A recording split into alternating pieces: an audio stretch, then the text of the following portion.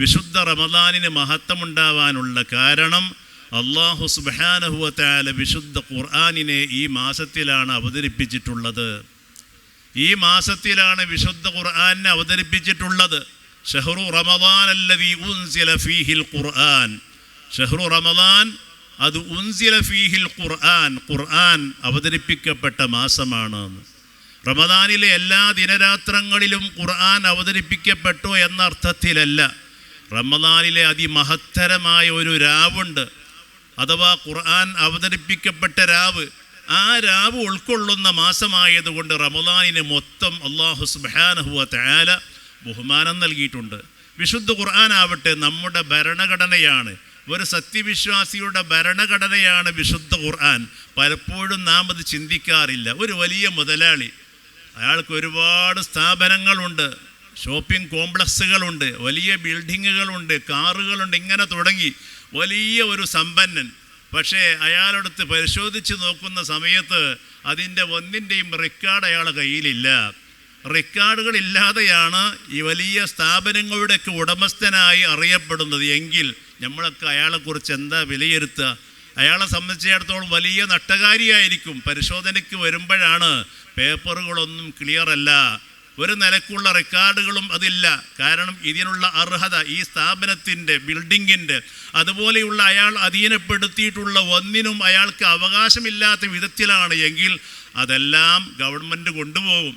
പിന്നീട് അയാൾ പാപ്പർ സൂട്ടായി നടക്കേണ്ടി വരും. ഈ രൂപത്തിലാണ് വിശുദ്ധ ഖുർആൻ നമ്മുടെ ഭരണഘടനയാണ്. ആ വിശുദ്ധ ഖുർആൻ്റെ ഭരണഘടന അംഗീകരിച്ചുകൊണ്ടെല്ലാം നാം ജീവിക്കുന്നത് എങ്കിൽ നമുക്കൊരിക്കലും ഇസ്ലാമിൻ്റെ ദായിറയിൽ നിലനിൽക്കാൻ കഴിയുകയില്ല. പാരത്രിക ലോകത്ത് നാം പരാജയപ്പെട്ടു പോകും വിശുദ്ധ ഖുർആനെ അവഗണിച്ചാൽ.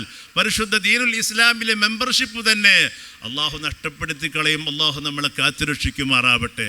അതുകൊണ്ട് ഖുർആൻ നമ്മുടെ ഭരണഘടനയാണ്. ആ ഖുർആൻ കേൾക്കാൻ എന്തൊരു ചന്തമാണ്, പാരായണം ചെയ്യുമ്പോൾ എത്രയാണ് അതിൻ്റെ മഹത്വങ്ങൾ. ഖുർആൻ കേൾക്കുന്നതും ഖുർആനിലേക്ക് നോക്കുന്നതും ഖുർആനിൽ ചിന്തിക്കുന്നതുമൊക്കെ വലിയ വലിയ മഹത്വമുള്ള ഇബാദത്താണ്. പക്ഷേ അതിനൊന്നും നമുക്ക് സമയമില്ല, നമ്മൾ വലിയ തിരക്കാണ്. ഖുർആനെന്ന് എടുത്തു വെച്ച് നോക്കി ഒരല്പസമയം പാരായണം ചെയ്യുമ്പോഴേക്ക് നമുക്ക് വലിയ തിരക്കായി പോയി ഓടിപ്പോവുകയാണ്. വേറെ വലിയ തിരക്കുണ്ട്, പ്രശ്നങ്ങളുണ്ട്.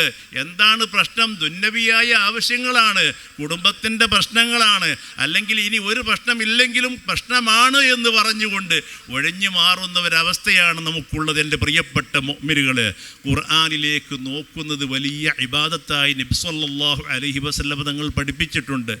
വിദേശ രാജ്യങ്ങളിലൊക്കെ വിശുദ്ധ ഖുർആൻ്റെ പാരായണങ്ങൾ ഇങ്ങനെ കേൾപ്പിച്ചുകൊണ്ടിരിക്കും.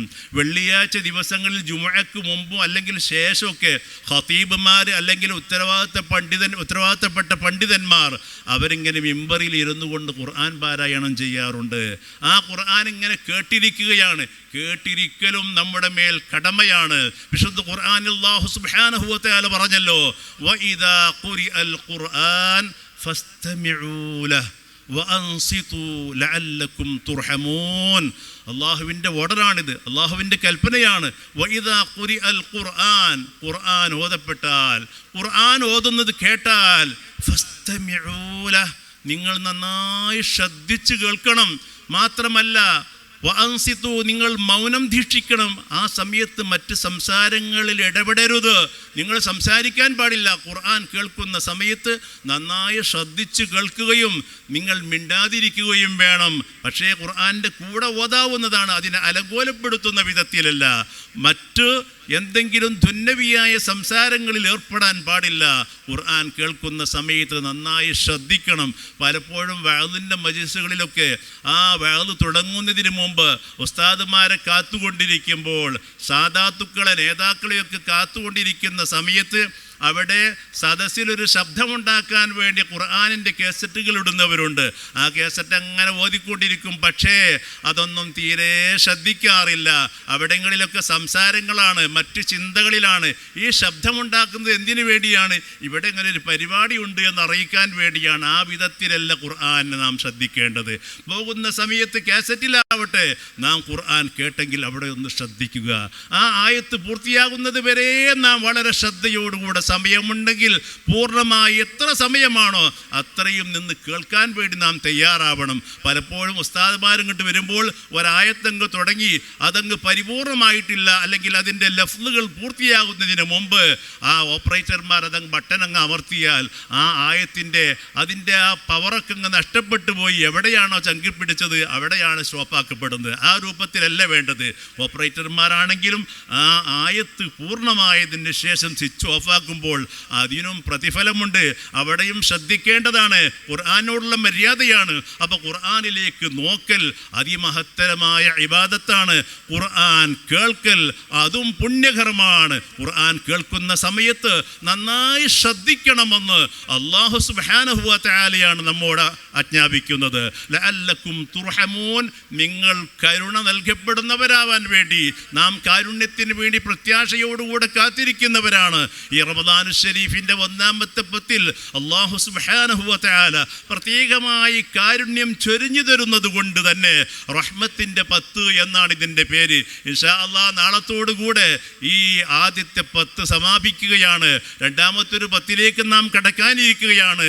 പരമാവധി അള്ളാഹുവിനോട് റഹ്മത്ത് ചോദിക്കണം, മഗ്ഫിറത്തിന് വേണ്ടി ആവശ്യപ്പെടണം, സ്വർഗത്തിന് വേണ്ടി ആവശ്യപ്പെടാം, നരകത്തിൽ നിന്നുള്ള മോചനത്തിന് വേണ്ടി അപേക്ഷ നൽകണം. പക്ഷേ അത് ഉൾക്കൊള്ളാൻ പറ്റുന്ന അവസ്ഥയിലാണോ നാം എന്ന് വളരെ വളരെ ഗൗരവത്തോടുകൂടെ നാം ശ്രദ്ധിക്കണം.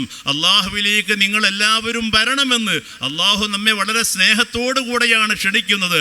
ഇന്നത്തെ ഖുത്ബയിൽ നാം കേട്ടല്ലോ, അള്ളാഹു സുബ്ഹാനഹു വ തആല എന്നെയും നിങ്ങളെയും വിളിച്ചുകൊണ്ട് യാ അയ്യുഹല്ലദീന യാ ഇബാദിയല്ലദീന ഖുൽ യാ ഇബാദിയല്ലദീന അസ്റഫു അലാ അൻഫുസിഹിം ലാ തഖ്നതു മിർ റഹ്മത്തില്ലാഹ്, എൻ്റെ പ്രിയപ്പെട്ട അടിമകളെ.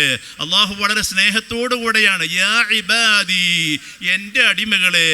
ആ എൻ്റെ അടിമകളെ എന്ന് വിളിക്കുന്നതിൽ അങ്ങേയറ്റത്തൊരു സ്നേഹവും കാരുണ്യവും അവിടെ ഉൾക്കൊള്ളാൻ നമുക്ക് മനസ്സിലാക്കാൻ കഴിയും.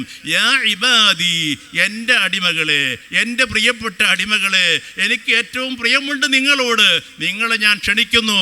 ഖുൽ നബിയെ തങ്ങൾ പറയണം യാ ഇബാദി, എൻ്റെ അടിമകളെ എന്ന് വിളിച്ചുകൊണ്ട് സംബോധനം ചെയ്യാൻ.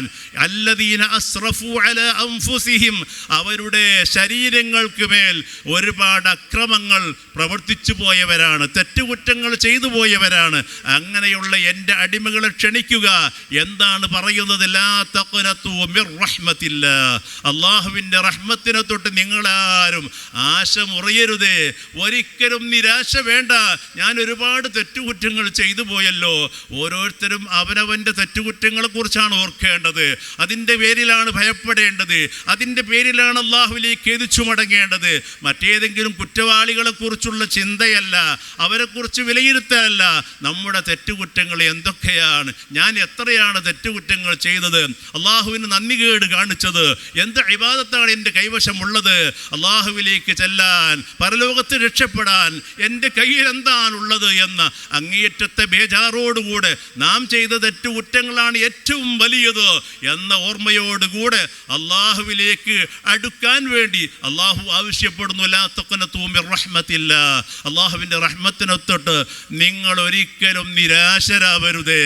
ഇന്നല്ലാഹ യഗ്ഫിറു ദുനൂബ ജമീഅ, തീർച്ചയായും അള്ളാഹു സുബ്ഹാനഹു വ തആല എല്ലാ പാപങ്ങളെയും പുറത്തു തരുന്നവനാണ്. എല്ലാ പാപങ്ങളും അള്ളാഹു പുറത്തു തരും. പക്ഷേ അള്ളാഹുവിലേക്ക് അടുക്കേണ്ടതുപോലെ, മടങ്ങേണ്ടതുപോലെ മടങ്ങുമ്പോൾ, അള്ളാഹുവിലേക്ക് കേണപേക്ഷിക്കുമ്പോൾ അള്ളാഹു ഏറ്റെടുക്കാൻ രക്ഷപ്പെടുത്താനും അവൻ സന്നദ്ധനാണ്. ഇന്നഹു ഹുവൽ ഗഫൂറുർ റഹീം, അവൻ വല്ലാതെ പുറത്തു തരുന്നവനാണ്, വല്ലാതെ കരുണ ചെയ്യുന്നവനാണ്. ആ കാരുണ്യവും മഗ്ഫിറത്തും കണക്കിലെടുത്തുകൊണ്ട് റബ്ബിനോട് നിങ്ങൾ ആവശ്യപ്പെടണം, റബ്ബിലേക്ക് മടങ്ങണം എന്ന് എന്നോടും നിങ്ങളോടും അല്ലാഹു സുബ്ഹാനഹു വ തആല അപേക്ഷിക്കുകയാണ്.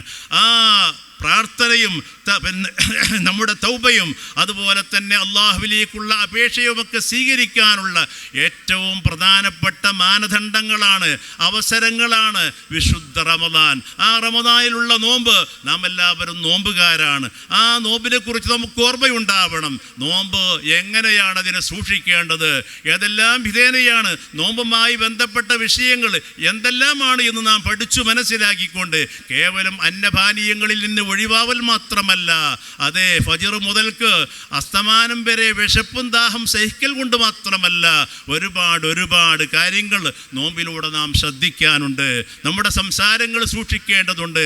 മഹദിയായ ബീവി മറിയം റളിയല്ലാഹു തആല അൻഹ ഒരിക്കൽ പറഞ്ഞില്ലേ, ഇന്നി നദർതു ലിർറഹ്മാനി സൗമാ, തീർച്ചയായും ഞാൻ റഹ്മാനായ അല്ലാഹുവിന് നോമ്പിനെ നേർച്ചയാക്കിയിരിക്കുന്നു. ഫലൻ ഉകല്ലിമൽ യൗമ ഇൻസിയ, ഒരാളോട് ഞാൻ മിണ്ടുകയില്ല, ഞാൻ സംസാരിക്കുകയില്ല. ആ നോമ്പ് അതാണ് പ്രധാനപ്പെട്ട ഒരു വിഷയമാണ്. നാവ് കൊണ്ടുള്ള സംസാരം നോമ്പിനെ ബാത്തിലാക്കി കളയുന്ന, നോമ്പിന് അപാകതകൾ ഉണ്ടാക്കാൻ കാരണമാകുന്ന സംസാരങ്ങൾ നമ്മുടെ ഭാഗത്ത് നിന്നുണ്ടാവാൻ പാടില്ല. അതുകൊണ്ട് നാവിനെ സൂക്ഷിക്കണം, കണ്ണിനെ സൂക്ഷിക്കണം, കയ്യിനെ സൂക്ഷിക്കണം, എല്ലാ അവയവങ്ങളെയും നമ്മുടെ മനസ്സിനെയുമൊക്കെ സൂക്ഷിക്കേണ്ടത് വളരെ അത്യന്താപേക്ഷിതമാണ്. അതോടൊപ്പം തന്നെ ഭക്ഷണം, അതുപോലെ വെള്ളം, ഇതിനെ തൊട്ടൊക്കെ ഉള്ളിലേക്ക് എന്തെങ്കിലും പ്രവേശിക്കുന്നതിനെ കുറിച്ച് നാം ശ്രദ്ധിക്കേണ്ടതുണ്ട്. അന്യപാനീയങ്ങൾ ഒഴിവാക്കിക്കൊണ്ട് അതേ പരിപൂർണ നോമ്പുകാരാകുമ്പോൾ മാത്രമേ അള്ളാഹുവിലേക്ക് ഖേദിച്ചു മടങ്ങിയാൽ, പ്രാർത്ഥന നടത്തിയാൽ അള്ളാഹു സ്വീകരിക്കുകയുള്ളൂ. അപ്പോൾ അതിന് ഏറ്റവും പ്രധാനപ്പെട്ട ഒരു മാനദണ്ഡമാണ് നോമ്പിനെ നാം കാത്തു സൂക്ഷിക്കുക.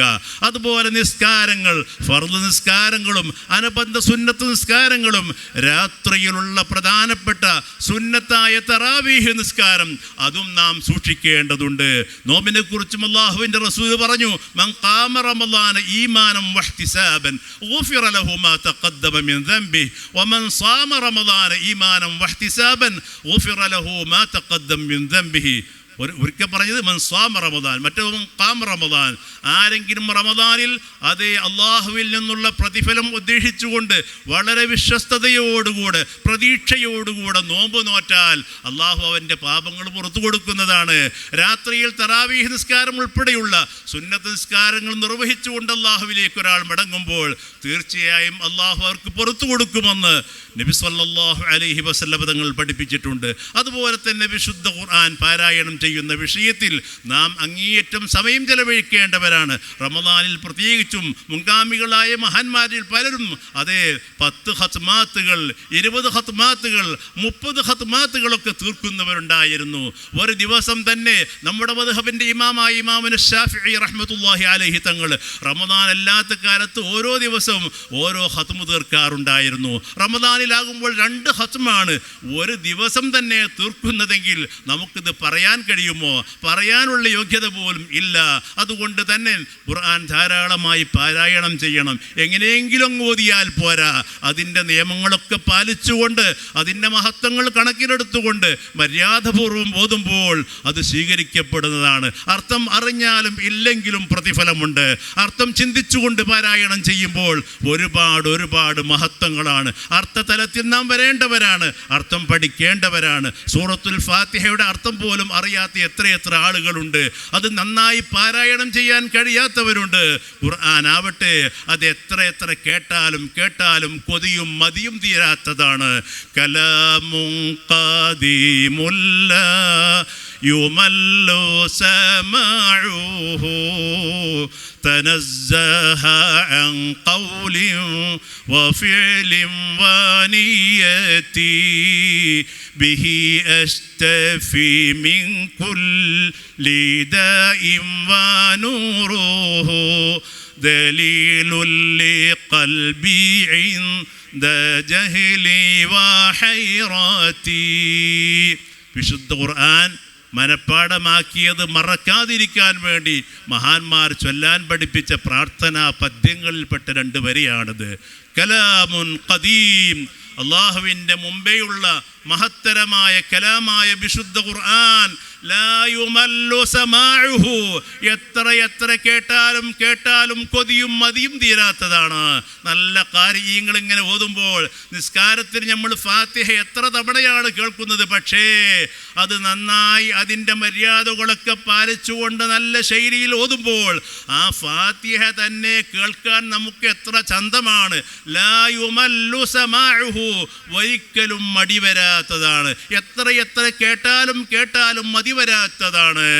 തനസ്സഹ അൻ ഖൗലിൻ വഫിഅലിൻ വനിയ്യതി, എല്ലാ പ്രവർത്തനങ്ങളെത്തൊട്ടും എല്ലാ ചിന്തകളെത്തൊട്ടും അത് വളരെ വിശുദ്ധമാണ്. പരിശുദ്ധമായ ഖുർആൻ, ആ ഖുർആൻ കൊണ്ട് ബിഹി അഷ്തഫി മിൻ കുല്ലി ദാ, എല്ലാ രോഗങ്ങൾക്കും ഞാൻ ശമനമായി ഖുർആനിനെ കാണുകയാണ്. ഖുർആൻ കൊണ്ട് ഞാൻ ഇതാ ചികിത്സിക്കുകയാണ്. എല്ലാ രോഗങ്ങളും എനിക്ക് മാറിക്കിട്ടണം. കേവലം ബാഹ്യമായ രോഗങ്ങൾ മാത്രമല്ല, ആന്തരികമായ രോഗങ്ങൾക്കും വിശുദ്ധ ഖുർആൻ ഏറ്റവും മതിയായ ശിഫ ആണ്. അതുകൊണ്ട് തന്നെ വിശുദ്ധ ഖുർആനിൽ അല്ലാഹു പറഞ്ഞില്ലേ, വനുനസ്സിലു മിനൽ ഖുർആനി മാ ഹുവ ശിഫാഉൻ വറഹ്മത്തുൽ ലിൽ മുഅ്മിനീൻ. വനുനസ്സിലു മിനൽ ഖുർആൻ, ഖുർആനിൽ നിന്ന് നാം അവതരിപ്പിച്ചിരിക്കുന്നു മാ ഹുവ ശിഫാ, അതിൽ ശിഫ ഉണ്ട്, ശമനമുണ്ട്, രോഗശമനമുണ്ട്. വറഹ്മത്തുൽ ലിൽ മുഅ്മിനീൻ, മുഅ്മിനീങ്ങൾക്ക് അതിമഹത്തരമായ റഹ്മത്താണ്, കരുണയാണ് വിശുദ്ധ ഖുർആൻ. ആ ഖുർആൻ നാം ഒരിക്കലും അവഗണിക്കരുത്. ഖുർആൻ നമ്മുടെ ഏറ്റവും പ്രധാനപ്പെട്ട മുതൽക്കൂട്ടാവണം. ഖുർആനെ പിടിക്കുമ്പോൾ തന്നെ മുസ്ഹഫ് എടുക്കുന്ന സമയത്ത് ഒരിക്കലും അതിനെ താഴ്ത്തിപ്പിടിക്കാൻ പാടില്ല. മറിച്ച് എടുക്കുന്ന സമയത്ത് പരിപൂർണ വുദൂഓടുകൂടെ ഖുർആൻ ഇങ്ങനെ മാറത്തെ കണച്ചുകൊണ്ടാണ് പിടിക്കേണ്ടത്. അതിനോടുള്ള ബഹുമാനം, നമ്മുടെ ചെറിയ മക്കളെ പിടിക്കുമ്പോൾ എത്രമാത്രം വാത്സല്യത്തോടുകൂടെ സ്നേഹത്തോടു കൂടെയാണോ കുട്ടികളെ പിടിക്കാറുള്ളത്, നാം നമ്മുടെ ചെറിയ മക്കളിങ്ങനെ കൈ പിടിച്ച് തൂക്കി പിടിച്ച് ഇങ്ങനെ കൊണ്ടുപോവില്ല. താഴത്ത് വെക്കാൻ കഴിയാത്ത കുഞ്ഞുങ്ങളെ ഇങ്ങനെ കൈപിടിച്ച് തൂക്കിക്കൊണ്ടുപോവുകയില്ല. താറാവിനെയും മറ്റ് ജീവികളൊക്കെ കൊണ്ടുപോകുന്നവരെ ഇങ്ങനെ തൂക്കിപ്പിടിച്ച് കൊണ്ടുപോവില്ലല്ലോ. ഇതുപോലെ ഖുർആൻ ഒരിക്കലും ഇങ്ങനെ തൂക്കിപ്പിടിച്ച് കൊണ്ടുപോകാൻ പാടില്ല. അത് വളരെ സ്നേഹത്തോടെ ബഹുമാനത്തോടെ പ്രത്യാശയോടുകൂടെ മാറത്തെ കണച്ച് ചേർത്ത് പിടിച്ചുകൊണ്ടാണ് ഖുർആനെ നാം വന്ദിക്കേണ്ടത്, ബഹുമാനിക്കേണ്ടത്. ഇടയ്ക്ക് ഖുർആൻ ഒന്ന് ചുംബിക്കുന്നത് അത് പുണ്യമാണ്. പക്ഷേ വായിൽ നിന്ന് തുപ്പുനീരോ അതുപോലെയുള്ള മിളച്ചമായതൊന്നും ആ ഖുർആനിലേക്ക് മുസ്ഹാഫിലേക്ക് ആക്കാൻ പാടില്ല. ഏതെങ്കിലും ഭാഗത്തൊക്കെ ചൊറഞ്ഞ് മാന്തിയിട്ട് ശരീരത്തിലുള്ള വിയർപ്പുകളും മറ്റൊക്കെ കയ്യിലാക്കിയിട്ട് ആ കൈ കൊണ്ട് ഒരിക്കലും ഖുർആൻ പിടിക്കാൻ പാടില്ല. വളരെ സൂക്ഷിക്കണം. ചില ആളുകൾ ഇങ്ങനെ നോട്ടെണ്ണുന്നത് പോലെ ഇങ്ങനെ നാവ് കൊണ്ട് ഇങ്ങനെ കയ്യിൻ്റെ വിരലും ഇങ്ങനെ തൊട്ടിട്ട് ഒന്ന് നനയാൻ വേണ്ടിയിട്ട് അത് മറിച്ചിട്ട് കിട്ടാൻ വേണ്ടി ചില ആളുകൾ നാവും ഇങ്ങനെ തൊടാറുണ്ട്. തൊട്ടിട്ട് ഖുർആൻ്റെ ഏടുകൾ മറിച്ചാൽ സുബ്ഹാനല്ലാഹ് അത് ഹറാമാണ്, തരിച്ച ഹറാമാണ്. നിസ്സാരപ്പെടുത്തിക്കൊണ്ടാണെങ്കിൽ ഇസ്ലാമിൽ നിന്ന് തന്നെ പുറത്തു പോകും. എൻ്റെ പ്രിയപ്പെട്ട മുഅ്മിനുകളെ, നാം വളരെ കാവലോടുകൂടെ ശ്രദ്ധയോടുകൂടെയാണ് വിശുദ്ധ ഖുർആനുമായി നാം ബന്ധപ്പെടേണ്ടത്, കൈകാര്യം ചെയ്യേണ്ടത്. ഖുർആൻ വളരെ മഹത്വത്തോടുകൂടെയാണ് നാം ആദരവോടുകൂടെ ഖിബ്ലക്ക് മുന്നിട്ടിരുന്നു കൊണ്ട്, നമുക്ക് ഖിബ്ലക്ക് മുന്നിട്ടിരുന്നു കൊണ്ട് ഓതാൻ പറ്റുമെങ്കിൽ എപ്പോഴും അങ്ങനെ ഇരുന്ന് ഓതലാണ്. നല്ല നിയ്യത്തോടുകൂടെ ഇരുന്നിങ്ങനെ ഓതിയാൽ എത്രയാണ് അള്ളാഹു എത്രയാണ് നമുക്ക് തരുന്ന പ്രതിഫലം, കുറച്ചൊന്നുമല്ല. ഒരാളിങ്ങനെ ഖുർആൻ ഓതിക്കൊണ്ടിരിക്കുകയാണ്, വേറെ ആളത് അവിടെ ഇരുന്നുകൊണ്ട് ഇങ്ങനെ കരഞ്ഞ് ദുആ ചെയ്യാണ്. അയാളിങ്ങനെ പൊട്ടിക്കരഞ്ഞ് ദ്വാരക്കുന്നുണ്ട്. ഒരാളാവട്ടെ അയാളിങ്ങനെ ഖുർആൻ ഓതിക്കൊണ്ടിരിക്കുകയാണ്, മറ്റൊരാളിങ്ങനെ സ്വലാത്ത് ചൊല്ലിക്കൊണ്ടിരിക്കുന്നു, വേറൊരാൾ എന്തോ ഒരു ഖൈറുകളൊക്കെ ഇങ്ങനെ ചെയ്തുകൊണ്ടിരിക്കുകയാണ്. എന്നാൽ അല്ലാഹുവിൻ്റെ റസൂൽ സ്വല്ലല്ലാഹു അലൈഹി വസല്ലം തങ്ങൾ പറയുന്നു, മൻ ശഗലഹു ദിക്രി വതിലാവതു കിതാബി, ആരെങ്കിലും എൻ്റെ സ്മരണയിലായി സമയം ചെലവഴിക്കുന്നു. ഒരാൾ ഇരിക്കുന്നു ഇങ്ങനെ അല്ലെങ്കിൽ നിൽക്കുന്നു, അയാൾ ഓർമ്മ എന്താണ്? അല്ലാഹ് അല്ലാഹ് അല്ലാഹ് എന്ന ചിന്തയാണ്. ആ ചിന്ത രൂഢമൂലമാവാൻ വേണ്ടിയാണ് പ്രത്യേകം അദ്കാറുകൾ നമുക്ക് പഠിപ്പിച്ചു തന്നിട്ടുള്ളത്. നിസ്കാരത്തിന് ശേഷമുള്ള സുബ്ഹാനല്ലാഹ് അള്ളാഹുവിനെ സ്മരിക്കാൻ വേണ്ടിയാണ്. പക്ഷേ നമുക്ക് ആ സ്മരണമൊന്നും വരാറില്ല. നമ്മളതങ്ങനെയാണ് ചൊല്ലിത്തെറി. എങ്ങനെ തീർത്തി ഇന്നലെ 33 വട്ടം സുബ്ഹാനല്ലാഹ് ചൊല്ലിയെന്ന് ആർക്കാ ഇപ്പോൾ ധൈര്യം പറയാൻ കഴിയുക? ജുമുഅ നിസ്കാരത്തിന് ശേഷം നബി സല്ലല്ലാഹു അലൈഹി വസല്ലം തങ്ങൾ പഠിപ്പിച്ച കണക്ക് പ്രകാരം 33 പ്രാവശ്യം സുബ്ഹാനല്ലാഹ് എന്ന് ഞാൻ പറഞ്ഞിട്ടുണ്ട് എന്ന് ധൈര്യത്തോടുകൂടെ ചോദിച്ചാൽ പറയാനൊരു പക്ഷെ പ്രയാസമായിരിക്കും. ഇല്ല എന്നല്ല പറയുന്നത്. ഉള്ളവരൊക്കെ ആ കണക്കങ്ങ് പറഞ്ഞ് തീർക്കണേ, അല്ലെങ്കിൽ വിരലെന്തായിട്ടുണ്ടാവും, വിരൽ 30, 35, 40, 55 ആയിട്ടുണ്ടാവും വിരൽ. ചൊല്ലിയതോ അതെവിടെ കെടുക്കായിരിക്കും. ആ രൂപത്തിലല്ല, അള്ളാഹുവിനെ ഓർക്കാൻ വേണ്ടിയാണ് ദിക്റുകളെല്ലാം അള്ളാഹു പറഞ്ഞു തന്നിട്ടുള്ളത്. വിശുദ്ധ ഖുർആനാണ് ഏറ്റവും വലിയ ദിക്ർ, ഒരിക്കലും മറന്നു പോകരുത്. ഇന്നാ നഹ്നു നസ്സൽന ദിക്റ വഇന്നാ ലഹു ലഹാഫിളൂൻ. തീർച്ചയായും നാമാണ് വിശുദ്ധ ഖുർആനെ അവതരിപ്പിച്ചിട്ടുള്ളത്. വഇന്നാ ലഹു ലഹാഫിളൂൻ, തീർച്ചയായും നാം തന്നെ അതിനെ പരിരക്ഷിക്കുന്നതാണ്, കാത്തു സൂക്ഷിക്കുന്നതാണ്. ഖുർആനെ കുറിച്ച് ദിക്ർ എന്നാണ് പറഞ്ഞത്. അതെ, വഇദാ ഖുരിഅൽ ഖുർആൻ ഫസ്തമിഉ ലഹു. പിന്നെന്താണ് ധാരാളം മുഅദ്ദിൻമാർ പറയുമല്ലോ ഒരു ദിക്ർ, ഒരു ദിക്ർ. ഏതായത്തത് ഓർക്കുന്നുണ്ടോ? ഏതാ ദിക്ർ? ഖുതുബനെ പറ്റി പറഞ്ഞു കൊടുത്ത ദിക്ർ പറഞ്ഞല്ലോ. ഖുതുബയെക്കുറിച്ചും ദിക്ർ എന്ന് അള്ളാഹുവിൻ്റെ റസൂൽ പഠിപ്പിച്ചിട്ടുണ്ട്. ഏതാ ആവട്ടെ, ആ ദിക്റുകളെ കൊണ്ടൊക്കെ ഉദ്ദേശിക്കുന്നത് അള്ളാഹുവിൻ്റെ സ്മരണയാണ്, പരലോകത്തെക്കുറിച്ചുള്ള ഓർമ്മയാണ്. അതോടുകൂടെ ചെയ്യുന്ന അമാലു സാലിഹാത്തുകൾക്കേ മൂല്യമുള്ളൂ. അങ്ങനെ അത് കുറച്ച് ചെയ്യുമ്പോൾ തന്നെ ധാരാളം കൂലി തരാനാണ് റമദാനിൽ അല്ലാഹു തആല നമുക്ക് ഓഫർ തന്നിട്ടുള്ളത്. കൂടുതലായി നിങ്ങൾ ചൊല്ലിക്കോളൂ. എന്താ ചൊല്ലാൻ പറഞ്ഞത്? അശ്ഹദു അല്ലാ ഇലാഹ ഇല്ലല്ലാഹ് അസ്തഗ്ഫിറുല്ലാഹ് അസ്അലുക്കൽ ജന്നത വഅഊദു ബിക മിനന്നാർ. ഇങ്ങനെയുള്ള ആ ദിക്ർ ധാരാളം വർദ്ധിപ്പിക്കുക. തസ്ബീഹുണ്ട്, ദിക്റുണ്ട്, പ്രാർത്ഥനയുണ്ട്, ഇതെല്ലാം സമാഹരിച്ചിട്ടുള്ള അതിങ്ങനെ ധാരാളം ചൊല്ലാൻ വേണ്ടി പറഞ്ഞു. അപ്പം ഞാൻ പറഞ്ഞു വന്നത്, ഇതൊന്നും കൂടുതൽ ചൊല്ലാൻ വേണ്ടി സമയം ചിലവാക്കിയില്ല. കരഞ്ഞു ദ്വാരക്കാൻ സമയം ഉണ്ടായിരുന്നില്ല. ഈ പറഞ്ഞ ദിക്റുകളൊന്നും ചൊല്ലിയില്ല, നിസ്കരിച്ചില്ല എന്നല്ല പറയുന്നു കേട്ടോ. നിസ്കാരമൊക്കെ കൃത്യമായി നിർവഹിച്ചു. ബാക്കിയുള്ള സമയമൊക്കെ എന്തേനാണ്? ഖുർആൻ ഇങ്ങനെ ഓതുകയാണ്. എങ്കിൽ മൻ ശഗലഹു ദിക്രി, എൻ്റെ സ്മരണ ഒരാൾ ജോലിയാക്കി കളഞ്ഞു. അയാളുടെ ടെൻഷൻ, അയാളുടെ ചിന്ത, അയാൾ സമയം ചെലവഴിക്കുന്നത് എൻ്റെ സ്മരണയിലാണ്, എന്നെ ഓർത്തുകൊണ്ടിരിക്കുകയാണ്. ആർക്ക് കഴിയും ഇതിന്? അള്ളാഹുവിനെ കുറിച്ച് ഓർക്കാൻ നമുക്ക് സമയമുണ്ടോ? നമ്മളെ കുറിച്ച് അങ്ങനെ ഓർത്തുകൊണ്ടിരിക്കുകയാണ്. എങ്ങനെ ഓർക്കുന്നത്? അല്ല, മറ്റൊന്നും ഇപ്പം ശരിയായില്ല, മറ്റേ ആൾക്ക് ഒരുപാട് കിട്ടിയിരിക്കണേ, എനിക്കൊന്നും കിട്ടിയില്ല, ഇങ്ങനെയൊക്കെയുള്ള. അല്ലെങ്കിൽ ഞാനിപ്പോൾ വലിയ മോശമുള്ള ആളൊന്നുമല്ല, വളരെ ഉഷാറാണ് ഞാൻ, അയാൾ വളരെ മോശമാണ് കേട്ടോ. ഈ രൂപത്തിലൊക്കെ പ്രതികരിച്ചുകൊണ്ടാണ് നമ്മൾ നടക്കുന്നത്. എങ്കിൽ ഒരു കാര്യമില്ല, അള്ളാഹുവിൻ്റെ സ്മരണയിലാണോ സമയം ചെലവഴിച്ചത്?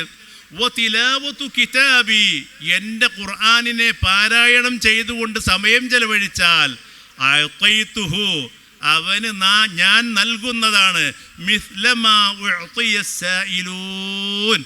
നേരത്തെ പറഞ്ഞല്ലോ, കരഞ്ഞുകൊണ്ട് വിവിധ വിഷയങ്ങൾക്ക് വേണ്ടി പ്രാർത്ഥിച്ചുകൊണ്ടിരിക്കുന്നയാൾ, അങ്ങനെയുള്ള ആളുകൾക്കൊക്കെ നൽകുന്നത് എൻ്റെ ഖുർആനായിട്ട് ജോലിയായി ഇരിക്കുന്ന ആൾക്ക് ഞാൻ കൊടുക്കുന്നത്.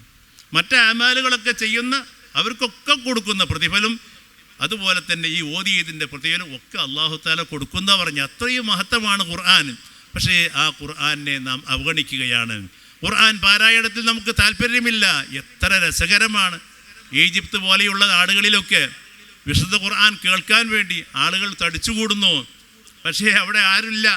ഓതുന്നത് ആരാണ്? ഒരു കാസറ്റാണ് ഓതുന്നത്. അത് പ്രക്ഷേപണം ചെയ്യപ്പെടുകയാണ്, ടി വിയിൽ കാണിക്കപ്പെടുകയാണ്. നേരത്തെ മരണപ്പെട്ടു പോയ ഷെയ്ഖ് അബ്ദുൽ ബാസിത്ത് അബ്ദുൽ സമദ് റഹിമഹുല്ലാഹ്, അല്ലാഹു തആല അവരുടെ ദർജ ഉയർത്തി കൊടുക്കുമാറാവട്ടെ. വലിയ കാര്യമാണ്, ഹാഫിളാണ്. ഒരുപാട് ഖിറാഅത്തുകൾ വിവിധ സ്ഥലങ്ങളിൽ, വിവിധ സ്റ്റേജുകളിൽ, വിവിധ പരിപാടികളിൽ പാരായണം ചെയ്ത ആ പാരായണങ്ങളൊക്കെ പ്രക്ഷേപണം ചെയ്യപ്പെടുന്നു. ഇങ്ങനൊരു പരിപാടിയുണ്ട്. എന്താ പരിപാടി? അബ്ദുൽ ബാസിത്തിൻ്റെ ഖിറാഅത്ത് ഇന്ന സ്ഥലത്ത് വെച്ചുകൊണ്ട് ഓതിയ ആ ഖിറാഅത്ത് കേൾപ്പിക്കപ്പെടുന്നു എന്ന് കേൾക്കുമ്പോൾ ആളുകൾ അവിടെ തടിച്ചുകൂടി. നമുക്ക് ഖുർആൻ ഇങ്ങനെ ആളിങ്ങനെ നിന്നിട്ട് ഓതിയാൽ നമ്മളാണ്ട് പോകും. ഒരു ഫാത്തിഹ വരെ ഓതി പൂർത്തിയാക്കാൻ നമുക്ക് സമയം ഉണ്ടാവില്ല, എഴുന്നേറ്റാണ്ട് പോകും. നേരല്ല എന്ന് പറഞ്ഞിട്ട് പോയിട്ട് മുറ്റത്ത് അങ്ങനെ നിൽക്കും, ഒരു മണിക്കൂർ നിന്നിട്ട് വർത്തമാനം പറയും. പള്ളിയിലങ്ങ് ഇരിക്കുകയാണെങ്കിൽ നമുക്ക് ഭയങ്കര തിരക്കാണ്. എപ്പോഴും തോന്നും ഞാനിപ്പോൾ എഴുന്നേറ്റ് പോവുക. ഇങ്ങനെ ആവാൻ പാടില്ല. എന്നാൽ അല്ലാഹുവിൻ്റെ റസൂൽ സ്വല്ലല്ലാഹു അലൈഹി വസല്ലം തങ്ങൾ പറയുന്നു, ദിക്റിൻ്റെ, ഖുർആനിൻ്റെ, അതുപോലെ നിസ്കാരത്തിൻ്റെയൊക്കെ മജ്ലിസിൽ എത്രയാണോ ആളുകൾ കടന്നിരിക്കുന്നത്, ആ ഇരിക്കുന്നതിനനുസരിച്ച് അല്ലാഹു തആല ഒരുപാട് സവാബുകൾ കൊടുക്കുകയാണ്. എത്രത്തോളം നല്ല നല്ല നിഷ്കളങ്കരായ ആളുകൾ ധാരാളമുണ്ട്. കൂട്ടത്തിൽ ചില ആളുകൾ ഇങ്ങനെ മനസ്സിൽ കയറി, പോയാലോ, എഴുന്നേറ്റ് പോയാലോ, ഞാൻ ഇവിടെ കുടുങ്ങിപ്പോയല്ലോ, നിങ്ങളെ പറ്റിയൊന്നല്ല പറയുന്നത് കേട്ടോ. അങ്ങനെ ഒരാളെ മനസ്സിൽ വന്നു പോയാൽ അയാൾക്ക് വരെ മുതലാക്കാൻ കഴിയുന്ന, അങ്ങനെ ചിന്തിക്കണം എന്നല്ല പറയുന്നത്, ആ നിലക്ക് ഈ വിഷയവുമായി ബന്ധപ്പെട്ട് താല്പര്യം കാണിക്കാത്തവൻ വരെ മറ്റുള്ള മുഅ്മിനീങ്ങളോട് കൂടെ ഇടകലർന്ന കാരണം കൊണ്ട് സയ്യിദുൽ ഖൗമി ലാ യഷ്ഖാ ജലീസുഹും ഹുമുൽ ഖൗം ലാ യഷ്ഖാ ജലീസുഹും, അവരെ അള്ളാഹു പ്രത്യേകം പരിഗണിക്കുന്നു. ആ കൂട്ടത്തിൽ പെട്ടുപോയ സാധുക്കളെയും അള്ളാഹു പരിഗണിക്കുമെന്നല്ലേ നബി സല്ലല്ലാഹു അലൈഹി വസല്ലം തങ്ങൾ പഠിപ്പിച്ചത്. അതുകൊണ്ട് തന്നെ ഖുർആൻ വളരെ ശ്രദ്ധയോടുകൂടെ നാം പാരായണം ചെയ്യണം. നമ്മുടെ മനസ്സിൻ്റെ ശുദ്ധിക്ക് ഏറ്റവും പ്രധാനപ്പെട്ടതാണ് വിശുദ്ധ ഖുർആൻ. അള്ളാഹു സുബ്ഹാനഹു വ തആല ഖുർആനിൽ പറഞ്ഞല്ലോ, അലാ ബിദിക്രില്ലാഹ് തത്മഇന്നുൽ ഖുലൂബ്. അലാ എന്ന് പറയുന്നത് ഉണരാൻ വേണ്ടിയുള്ളൊരു അഭ്യർത്ഥനയാണ്. ശ്രദ്ധ പോയവർക്ക് ശ്രദ്ധിക്കാൻ വേണ്ടി, അല്ലെങ്കിൽ അനൗൺസ്മെൻറ്റ് കേൾക്കുമല്ലോ, ഒരു അനൗൺസ്മെൻറ്റുകൾ നിൽക്ക് എന്താണ് കേൾക്കുന്നത്? ഇന്ന ഒരാൾ മരണപ്പെട്ടിരിക്കുന്നു, എന്നെക്കുറിച്ച് നിങ്ങളെക്കുറിച്ചൊക്കെ ഒരിക്കൽ വിളിച്ച് പറയും, ഇന്നാൾ മരണപ്പെട്ടിട്ടുണ്ട്, ജനാസ സംസ്കാരം ഇന്ന സമയത്ത് ഇന്ന ഖബർസ്ഥാനിൽ നടത്തപ്പെടും എന്നൊക്കെ പറയുമല്ലോ. അങ്ങനത്തെ ഒരു അനൗൺസ്മെൻറ്റ് കേൾക്കുമ്പോൾ എന്താണാവോ, നാട്ടിൽ നിന്നൊക്കെ കേൾക്കുമ്പോൾ ആരാണാവോ മരിച്ചത് എന്ന് ശ്രദ്ധിക്കുമല്ലോ. ഇതുപോലെ ഒരു ഉണർത്തലാണ് അലോ അലോ എന്ന് പറയില്ലേ, ഇതുപോലെയാണ് അലാ. അലയെന്ന് വന്നായിരിക്കും ചിലപ്പോൾ ഹലോ എന്ന് വിചാരിക്കണേ. അല്ലാഹു അലം.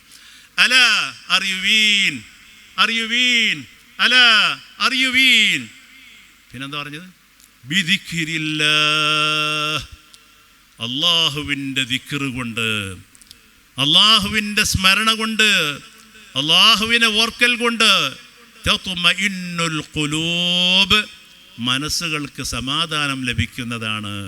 നൂറുന്ന ഏതേത് പ്രശ്നങ്ങൾക്കും പരിഹാരം കിട്ടാനുള്ള ഒരേ ഒരു മാർഗം ദിക്റുല്ലാഹ്, ദിക്റുല്ലാഹ്, അള്ളാഹുവിൻ്റെ ദിക്റാണ്. കേവലം നാവ് കൊണ്ട് പറയൽ മാത്രമല്ല, ദിക്റിൽ ഏറ്റവും മുന്തിയ ദിക്റാണ് ഏത്? ലാ ഇലാഹ ഇല്ലല്ലാഹ് അഫ്ളലു മാ ഖുൽതു അന വന്നബിയ്യൂന മിൻ ഖബ്ലി ഖൗലു ലാ ഇലാഹ ഇല്ലല്ലാഹ്. ഞാനും എൻ്റെ മുൻകഴിഞ്ഞ അമ്പിയാക്കളൊക്കെ പറഞ്ഞതിൽ ഏറ്റവും മഹത്തരമായ ശ്രേഷ്ഠമായ വാക്ക് ഏതാണ്? ദിക്ർ ഏതാണ്? ലാ ഇലാഹ ഇല്ലല്ലാഹ് എന്ന സംസാരമാണ് എന്ന് നബി സല്ലല്ലാഹു അലൈഹി വസല്ലം തങ്ങൾ പറഞ്ഞു. അതാണ് അക്സിറൂ മിൻ ഖൗലി ലാ ഇലാഹ ഇല്ലല്ലാഹ്, നിങ്ങൾ ധാരാളമായി ലാ ഇലാഹ ഇല്ലല്ലാഹ് പറയണം. അതുകൊണ്ടാണല്ലോ നമുക്ക് റമദാനിൽ പഠിപ്പിച്ച സ്പെഷ്യൽ ആ ദിക്റിലും തസ്ബീഹിലൊക്കെ അഷ്ഹദു അല്ലാ ഇലാഹ ഇല്ലല്ലാഹ് അല്ലല്ലേ? ചൊല്ലിക്കളെല്ലാവരും അഷ്ഹദു അല്ലാ ഇലാഹ ഇല്ലല്ലാഹ് അസ്തഗ്ഫിറുല്ലാഹ് അസ്അലുകൽ ജന്നഹ് വഅഊദു ബിക മിനന്നാർ. ലാ ഇലാഹ ഇല്ലല്ലാഹ് ക്ലിയർ ആയെങ്കിൽ ശേഷം പറയുന്നതൊക്കെ കിട്ടുള്ളൂ. ലാ ഇലാഹ ഇല്ലല്ലാഹ്, അല്ലാഹു അല്ലാതെ ആരാധനക്കർഹൻ മറ്റാരുമില്ല. ഇത് രൂഢമൂലമാവണം. എന്നാലേ അസ്തഗ്ഫിറുല്ലക്ക് പ്രസക്തിയുള്ളൂ, അസ്അലുകൽ ജന്ന ഏറ്റെടുക്കുകയുള്ളൂ, അഊദു ബിക മിനന്നാർ എന്ന് പറയാനുള്ള യോഗ്യത കിട്ടുകയുള്ളൂ. അപ്പോൾ അഷ്ഹദു അല്ലാ ഇലാഹ ഇല്ലല്ലാഹ്, ലാ ഇലാഹ ഇല്ലല്ലാഹ് നിങ്ങൾ ധാരാളമായി വർദ്ധിപ്പിക്കണം. മിൻ ഖൗലി ലാ ഇലാഹ ഇല്ലല്ലാഹ് ഖബ്ല അൻ യുഹാല ബൈനി വബൈനകും. അല്ലാഹു പറഞ്ഞു, എൻ്റെയും നിങ്ങളുടെയും ഇടയിൽ മറയിടപ്പെടുന്നതിന് മുമ്പ് തന്നെ ധാരാളം ലാ ഇലാഹ ഇല്ലല്ലാഹ് വർദ്ധിപ്പിച്ചോളൂ.